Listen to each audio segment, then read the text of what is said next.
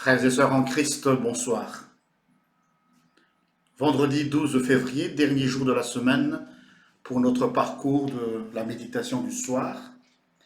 Et je vous invite à lire notre texte biblique qui est destiné pour notre méditation de ce soir. Donc ce texte se situe dans le premier livre des rois, 1 roi chapitre 17, versets 7 à 16. 1 roi chapitre 17, versets 7 à 16, au nom de Jésus. Mais après quelque temps, l'oued fut à sec, car il n'y avait pas eu de pluie dans le pays.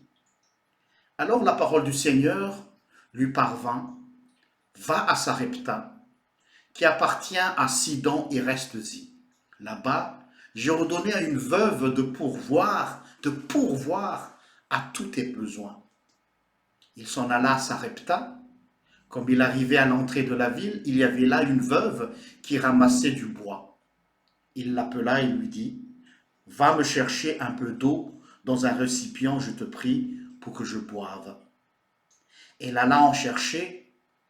Il l'appela de nouveau et lui dit, « Va me chercher, je te prie, un morceau de pain dans ta main. » Elle répondit, « Par la vie du Seigneur, ton Dieu, je n'ai rien de cuit. Je n'ai qu'une poignée de farine dans un pot et un peu d'huile dans une cruche. Je ramasse 2 morceaux de bois, puis je vais rentrer préparer cela pour moi et pour mon fils. Nous mangeons, après quoi nous mourrons. » Élie lui dit, « N'aie pas peur, rentre, fais comme tu l'as dit, seulement prépare-moi d'abord avec cela une petite galette et tu me l'apporteras. Tu en feras ensuite pour toi et pour ton fils. Car ainsi, parle le Seigneur, le Dieu d'Israël, le pot de farine ne s'épuisera pas, et la cruche d'huile ne se videra pas, jusqu'au jour où le Seigneur enverra la pluie sur la terre. » Elle alla faire selon la parole d'Élie, et pendant ces jours, elle eut de quoi manger. Elle et sa maison, ainsi que lui, le pot de farine ne s'épuisa pas, et la cruche d'huile ne se vida pas, selon la parole que le Seigneur avait dite par l'intermédiaire d'Élie. Amen. Quelle belle histoire! C'est une histoire qu'on nous apprend à l'école du dimanche ou au culte des enfants, une histoire qui fait plaisir à entendre, mais en même temps une histoire qui fait beaucoup réfléchir. Nous connaissons tous peut-être le personnage Élie, le prophète Élie, le grand Élie. Ce prophète Élie a vécu la famine. Il y avait la sécheresse. Il n'y avait plus grand-chose à manger. Les ruisseaux et les rivières commençaient à s'assécher. Et donc, ce grand Élie qui faisait de grands miracles, rappelez-vous, c'est Élie qui a fait tomber le feu du ciel et qui a détruit tous les sacrifices face à face au prophète Baal. Ce grand Élie-là, ici avec le texte que nous avons, il vivait aux dépens tout d'abord du corbeau. C'est le corbeau qui lui amena chaque jour, dans un premier temps, de quoi se nourrir. Et une fois qu'il y avait un petit torrent à côté de lui qui est devenu asséché, alors Dieu le dit, va vers Sarepta pour rencontrer une veuve. Et c'est cette dame-là qui va te nourrir. Nous nous arrêtons d'abord là. Je ne sais pas pour vous, mais pour un grand homme de Dieu comme Élie, vous savez comment il a terminé sa vie? Il a été récupéré par un char de feu qui l'a emmené vers le ciel. Et pourtant, ce grand personnage, rappelez-vous aussi qui était la deuxième personne qui était sur la montagne lors de la transfiguration avec Jésus, Moïse et Élie. Deuxième figure emblématique dans la foi juive. Or, ce grand personnage, ce grand homme de Dieu, n'a pas vécu dans le luxe, n'a pas vécu dans l'abondance, il a vécu dans le strict minimum. Vous imaginez un prophète qui vit aux dépens d'un corbeau? C'est humiliant. Humiliant pour un serviteur de Dieu. Et c'est pas tout. Dieu lui dit, va maintenant vers une veuve. Normalement, c'est le contraire. C'est un homme, c'est la société qui doit prendre en charge les faibles. Les femmes, les veuves, les enfants, les vieillards, les malades. Or, ici, c'est tout à fait l'inverse. C'est la veuve qui prend en charge un homme bien portant.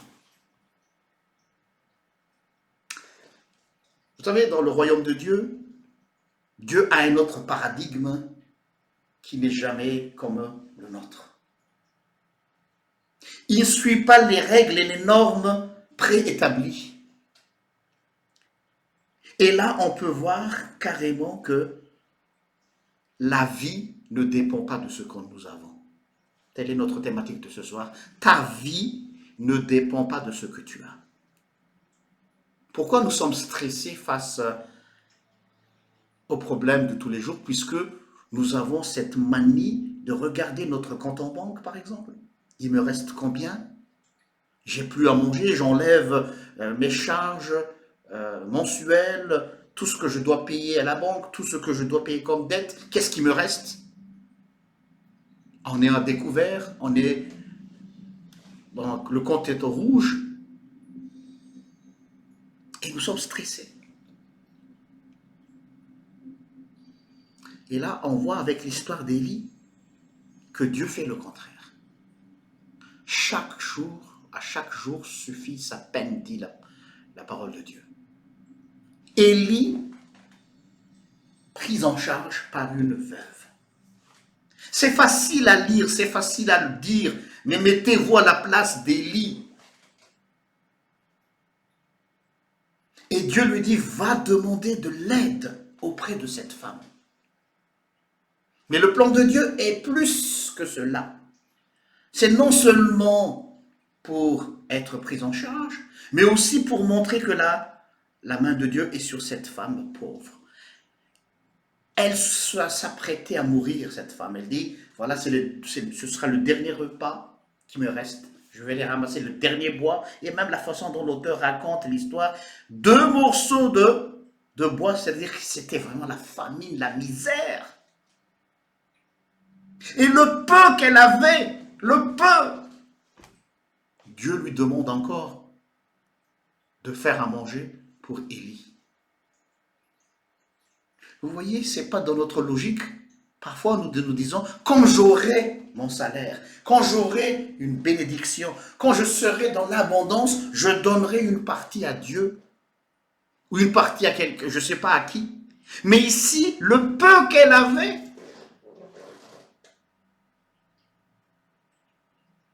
Élie lui dit, fais-moi d'abord. J'ai bien fait exprès de le lire de façon plus nuancée tout à l'heure. Fais-moi d'abord, ensuite tu feras pour toi et ton fils. À première vue, on peut se dire qu'il est égoïste, Élie. Non. C'est Dieu qui l'a envoyé. Et c'est Dieu qui veut faire du bien à cette femme en lui demandant ce qu'elle avait. Moi, en tout cas, ce que moi j'ai retenu dans cette histoire, c'est que quand il n'y a plus rien à espérer, quand tout est remis à zéro, c'est là que nous allons connaître qui est Dieu. Quand nous avons encore les moyens, alors c'est normal qu'on se dise, oui, je me sens bien, j'ai la foi. Mais quand tout va mal, quand rien ne va plus, comme disent les gens qui travaillent dans les casinos, rien ne va plus. C'est là que nous faisons parfois des rencontres mystérieuses. Et la main de Dieu qui est là. Sur ce message-là que je vous laisse sur cette semaine, je ne sais pas dans quelle situation tu es, pas forcément côté matériel, mais il y aura toujours un manque dans notre vie. Oui, ta vie ne dépend pas de ce que tu as. Tu peux élargir derrière ce verbe avoir. Peut-être tu n'as pas de travail, peut-être tu n'as pas une famille, peut-être tu n'as rien. Mais ta vie ne dépend pas de ce que tu as. Rappelle-toi de cela. Ta vie dépend de celui qui est. Celui qui est, c'est l'Éternel. Je suis celui qui serai. Que la gloire du Seigneur soit toujours exaltée et que sa paix soit avec toi. Prions.